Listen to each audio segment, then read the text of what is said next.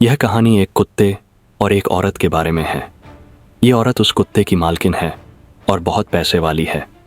वह अपने कुत्ते को बहुत ज़्यादा प्यार करती है और ज़रूरत से ज़्यादा खाना खिला देती है। खाना खाने के बाद वह कुत्ता बहुत ज़्यादा बीमार पड़ जाता है। तो क्या डॉक्टर उसका ऑपरेशन करता है? क्या कुत्ता ठीक हो जाता है? ये जानने के लिए चलिए कहानी शुरू करते हैं। लेकिन कहानी शुरू करने से पहले एक बार मेन कैरेक्टर्स को देख लेते हैं। हमारा पहला कैरेक्टर है डॉक्टर जेम्स हैरियट। ये एक अनुभवी पशु चिकित्सक यानी एक्सपीरियंस्ड वेटरिनरी सर्जन हैं।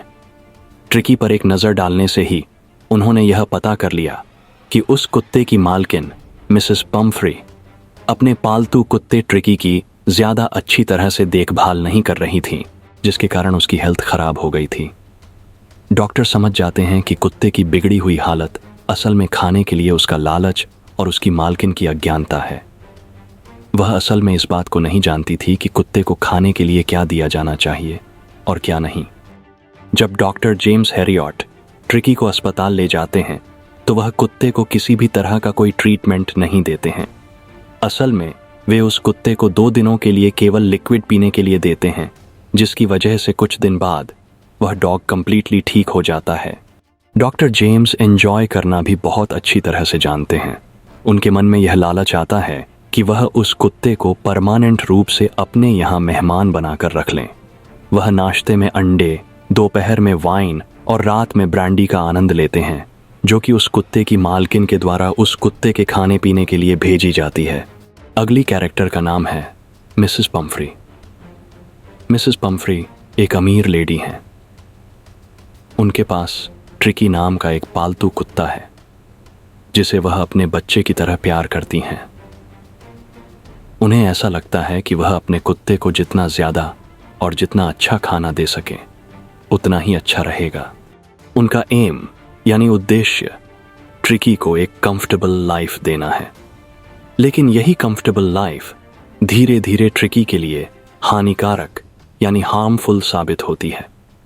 वह अपने कुत्ते की हद से ज़्यादा देखभाल करती हैं और इसलिए ट्रिकी के खाने और एक्सरसाइज के बारे में डॉक्टर जेम्स हैरियट द्वारा दी गई एडवाइस पर ज़रा भी ध्यान नहीं देती हैं। यह उनकी अज्ञानता ही है जो ट्रिकी के लिए इस हद तक खतरनाक परेशानियों और बीमारियों का कारण बनती है कि वह अपने फेवरेट खाने को भी खाने से मना कर देता है। और लास्ट कैरेक्टर है ट्रिकी।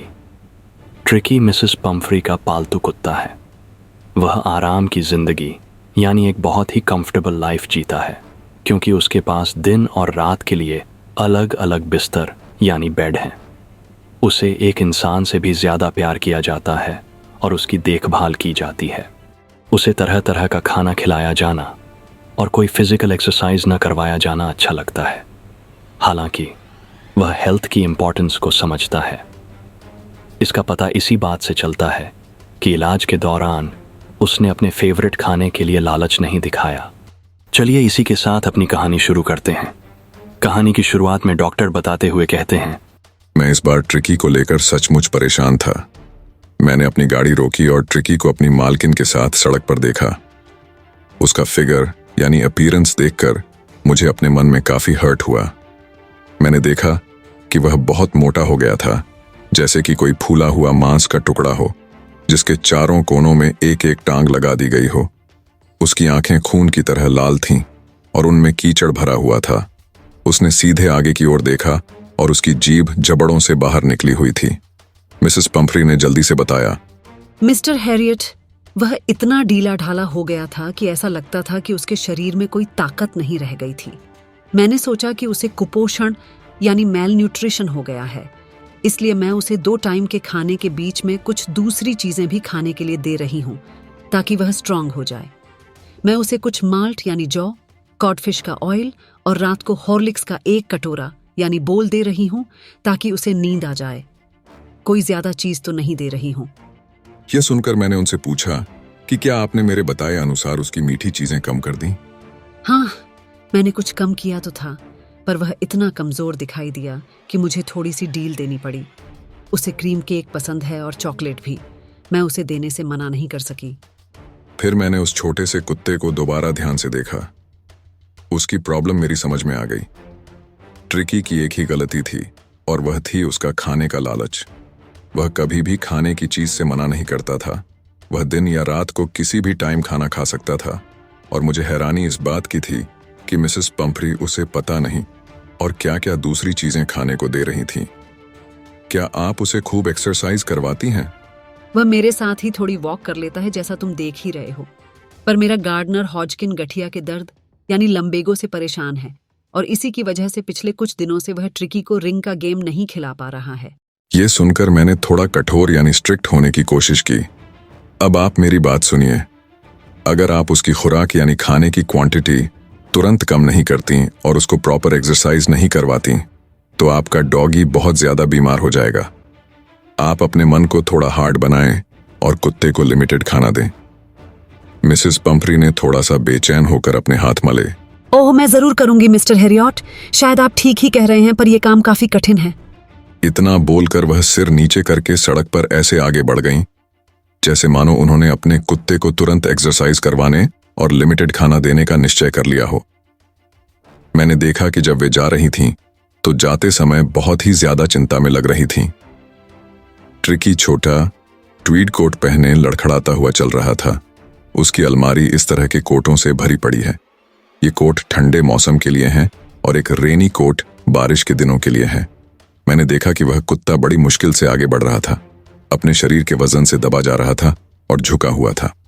मैंने सोचा कि इस बात में ज्यादा टाइम नहीं लगेगा जब मिसेस पंफ्री मुझे ट्रिकी की डेथ की न्यूज देंगी, क्योंकि अगर इसी हिसाब से यह सब चलता रहा तो ट्रिकी लंबे समय तक जिंदा नहीं रह सकता था, क्योंकि ज्यादा खाने पीने की वजह से उसकी हालत पहले ही बहुत खराब हो चुकी थी। और जैसा कि मुझे इस बात का आइडिया पहले से ही लग रहा था, मेरे लिए कुछ दिनों में ही वहां से बुलावा आ गया। मिसेस पंफ्री बहुत दुखी थीं। ट्रिकी ने खाना पीना लगभग बिल्कुल ही बंद कर दिया था। वह अपनी फेवरेट चीजें भी नहीं खाता था और इसके अलावा उसे उल्टियां भी होने लगीं। वह सारा टाइम एक कारपेट पर पड़ा हुआ बिताता था, हांफता रहता था। उसकी घूमने जाने की भी इच्छा नहीं होती थी और ना ही कुछ भी काम करने की इच्छा होती थी। मैंने पहले से अपनी प्लानिंग बना रखी थी। अब केवल एक ही सॉल्यूशन था कि ट्रिकी को कुछ टाइम के लिए घर से दूर कर दिया जाए। मैंने सजेशन दिया कि उसे 15 दिनों यानी 15 डेज के लिए हॉस्पिटल में एडमिट कर दिया जाए ताकि उसकी कंडीशन पर नजर रखी जा सके। बेचारी मिसेस पंफ्री ये सुनकर बेहोश सी हो गईं। वह सोचती थीं कि अगर हर दिन ट्रिकी उसको नहीं देखेगा तो तड़पेगा और मर जाएगा।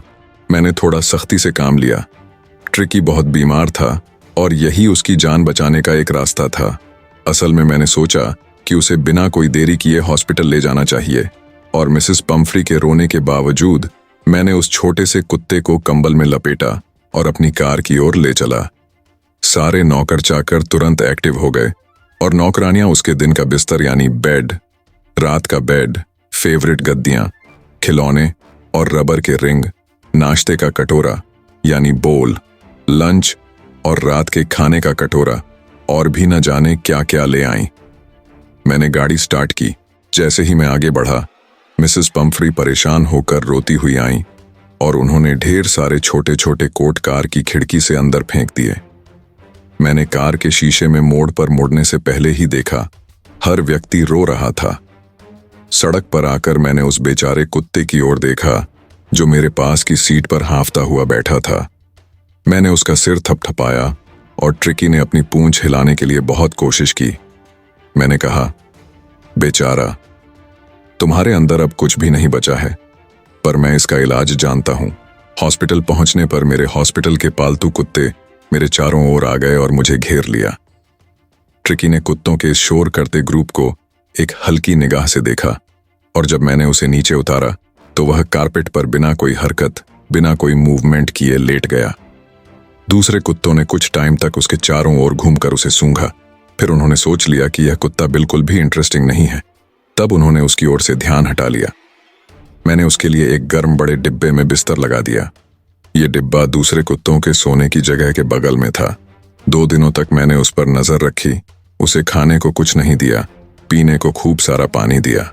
दूसरा दिन निकल जाने पर ट्रिकी ने अपने आसपास की चीजों में कुछ इंटरेस्ट दिखाना शुरू कर दिया और तीसरे दिन उसने आंगन में कुत्तों को भौंकते हुए सुना। तो वह भी धीमी आवाज में भौंकने लगा। जब मैंने दरवाजा खोला तो ट्रिकी बाहर निकल गया और तुरंत उसे शिकारी कुत्ते जो और उसके साथियों ने घेर लिया। उसे गिराकर उन्होंने लुढ़काया और पूरी तरह से उसको चेक किया। वे कुत्ते गार्डन में चले गए। ट्रिकी भी उनके पीछे चल दिया। अपनी एक्स्ट्रा चर्बी की वजह से वह कुछ धीरे चल रहा था। उस दिन शाम को मैं कुत्तों को खाना खिलाने के टाइम पर वहां प्रेजेंट था। मैं देखता रहा जबकि ट्रिस्टन ने कटोरों में खाने की चीज डाली और खाना डालते ही जैसा हमेशा होता था, कुत्ते तेजी से खाने पर टूट पड़े, शोर करते रहे। हर कुत्ता जानता था कि अगर वह दूसरे साथियों से पीछे रह गया तो उसे खाना खाने के लिए दूसरे कुत्तों से कंपटीशन करना पड़ेगा, जो कि इतना आसान नहीं होता क्योंकि हर कुत्ता अपना खाना छीनने की कोशिश करता है। कुत्तों के खाना खाने के बाद ट्रिकी ने चमकते कटोरों का चक्कर लगाया। उसने खाने को लापरवाही से चाटा। अगले दिन उसके लिए एक एक्स्ट्रा बोल रख दिया गया और मैंने जब उस कटोरे के लिए उसे धक्का मुक्की करते देखा तो मुझे इस बात की खुशी हुई कि चलो कम से कम इसने कुछ एक्साइटमेंट दिखाना तो शुरू किया। उस दिन से ट्रिकी की हेल्थ में काफी तेजी से सुधार होने लगा। उसे किसी भी तरह की कोई दवा नहीं दी। हमने देखा कि सारा दिन वह दूसरे कुत्तों के साथ दौड़ने लगा और उनके छोटे मोटे झगड़ों में शामिल हो गया। उसने हर मिनट का मजा उठाया। उसने दूसरे कुत्तों के साथ दौड़ दौड़ कर खेलना, उनके पैरों के नीचे पड़ने और कुचले जाने का आनंद भी लिया। वह उस ग्रुप का एक मेंबर बन गया। बाकी के कुत्तों ने उसे अपने ग्रुप में आसानी से एक्सेप्ट कर लिया। एक रेशम जैसा मुलायम छोटा सा कुत्ता उन दूसरे रोएदार कुत्तों के ग्रुप में शामिल हो गया। खाने के टाइम पर वह अपने हिस्से के लिए शेर की तरह लड़ने लगा और रात को पुराने मुर्गी घर में चूहों का शिकार करने लगा। इस दौरान मिसेस पंफ्री चिंता से भरी हुई और परेशान होकर अपने घर में चक्कर काटती रहती थीं। दिन में कम से कम 10-12 बार वह अपने कुत्ते का ताजा समाचार यानी अपने कुत्ते की हालत के बारे में लेटेस्ट न्यूज जानने के लिए फोन करती थीं। मैं उनके कई सारे क्वेश्चंस का जवाब ही नहीं देता था, जैसे कि वह मुझसे पूछती थीं कि क्या ट्रिकी की गद्दियों को समय समय पर यानी कि रेगुलरली उलटा पलटा जा रहा है या नहीं, और मौसम के अनुसार उसे कोट पहनाया जाता है या नहीं। पर मैंने उन्हें सिर्फ इतना बताया कि ट्रिकी अब खतरे से बाहर है और तेजी से हेल्थी हो रहा है। हेल्थी शब्द सुनकर मिसेस पंफ्री तुरंत एक्टिव हो गईं। अब वे अपने कुत्ते के खाने के लिए ताजे 2 दर्जन यानी 12 अंडे भेजने लगीं ताकि ट्रिकी की ताकत लौट आए। कुछ दिनों तक मैंने और मेरे पार्टनर्स ने 2-2 अंडे नाश्ते में खाए, पर जब शराब की बोतलें भेजी जाने लगीं तब हकीकत सबकी समझ में आई। असल में ये उसके लिए एक्स्ट्रा खाना था जिसकी उसे बिल्कुल भी जरूरत नहीं थी। ट्रिकी के खून की कमी को और बेहतर बनाने के लिए उसे 2 ग्लास वाइन लंच से पहले पिलाई जाने लगी और कई सारे ग्लास लंच के टाइम के दौरान। हमें विश्वास नहीं हुआ जब ट्रिकी के शरीर को मजबूत बनाने के लिए मिसेस पंफ्री ने ब्रांडी भेजी। कुछ रातों को वह वाइन मेरे सभी साथियों ने पी। हम सभी के लिए ये दिन बहुत ही संतुष्टि देने वाले रहे। हमें सुबह एक्स्ट्रा अंडे खाने को मिलते थे, दोपहर को रेगुलरली वाइन पीने को मिली और आग के चारों ओर ऐश से बैठकर हम ब्रांडी पीते थे और पूरे मजे लेते थे। अब हमें इस बात का लालच हो गया कि क्यों न ट्रिकी को परमानेंट रूप से अपना गेस्ट बनाकर रखा जाए ताकि हमको खाने पीने की चीजें इसी तरह लगातार मिलती रहे और हम आराम से ऐश करते रहे। लेकिन मैं एक डॉक्टर था और मैं अपने फर्ज को यानी अपनी ड्यूटी को अच्छी तरह समझता था और जानता था कि मिसेस पंफ्री बहुत ही ज्यादा परेशानी में थीं। 2 सप्ताह यानी 2 वीक्स बाद मैंने अपने मन में यह महसूस किया कि उन्हें फोन करके यह बता दूं कि आपका ट्रिकी अब ठीक हो गया है और अब आप उसे ले जाएं। मेरे फोन करने के कुछ देर बाद ही 30 फीट लंबी ब्लैक कलर की चमचमाती हुई गाड़ी हॉस्पिटल के बाहर आकर रुकी। ड्राइवर ने दरवाजा खोला और मैंने अंदर बैठी मिसेस पंफ्री को मुश्किल से ही पहचाना। उनके हाथ कसकर एक दूसरे से फंसे हुए थे, उनके होंठ कांप रहे थे। मिस्टर हैरियट, प्लीज मुझे सच सच बताइए, क्या ट्रिकी सचमुच ठीक हो गया है? जी हाँ, वह बिल्कुल ठीक है। आपको कार से नीचे उतरने की जरूरत नहीं, मैं जाकर उसे ले आता हूं। मैं घर के बीच से निकलकर पीछे गार्डन में चला गया। कुत्तों का ग्रुप लॉन में उछल कूद कर रहा था और उनके बीच कान फड़फड़ाते हुए, पूंछ हिलाते हुए छोटा सा सुनहरे रंग का ट्रिकी था। 2 सप्ताह यानी 2 वीक्स में वह एक फ्लेक्सिबल हार्ड मसल वाले जानवर में बदल गया था। वह कुत्तों के ग्रुप के साथ काफी घुल मिल गया था, लंबी छलांग लगाने लगा था। वह अपना शरीर इतना फैला लेता था कि उसकी छाती जमीन को लगभग छूने लगी थी।